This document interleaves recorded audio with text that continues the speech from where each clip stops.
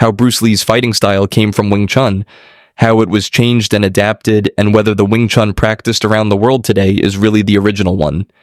Did Bruce know something other masters didn't? In this video, we explain the Wing Chun principles behind Bruce Lee's deadly moves. Today, there are many different ways to train Wing Chun around the world. There is no martial art surrounded by as much mystery as Wing Chun.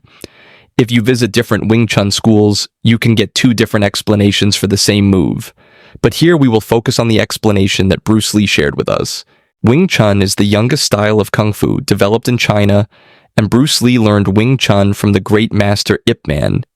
His fighting style, as seen in his films, included all the movements that resembled traditional Wing Chun, with modifications that can be noticed only in the techniques Bruce Lee himself demonstrated.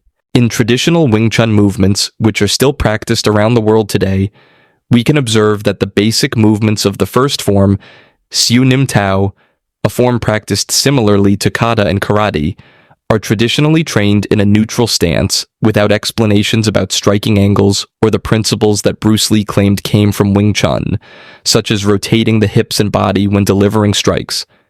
According to Bruce, the angles of attack do not come from the positions taught in traditional Wing Chun.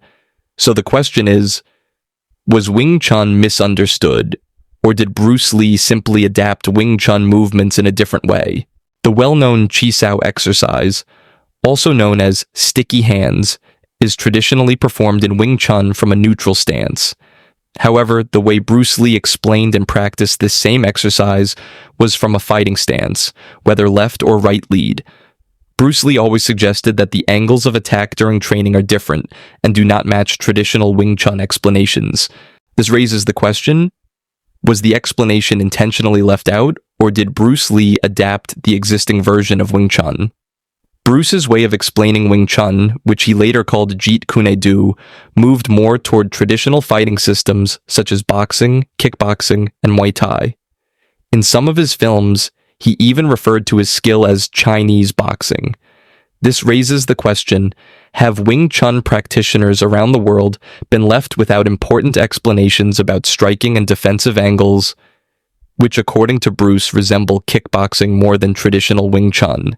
Did Bruce Lee develop a new martial arts system, or was he simply explaining the correct angles of traditional Wing Chun? During his career, Bruce Lee often spoke about the hypocrisy in passing down traditional Kung Fu, especially Wing Chun. On many occasions, he stated that he did not want to be part of this hypocrisy, and that for him, skin color made no difference when it came to learning martial arts. Throughout his life, he also faced many problems with traditional Chinese schools, which prohibited him from teaching traditional Wing Chun to non-Chinese students.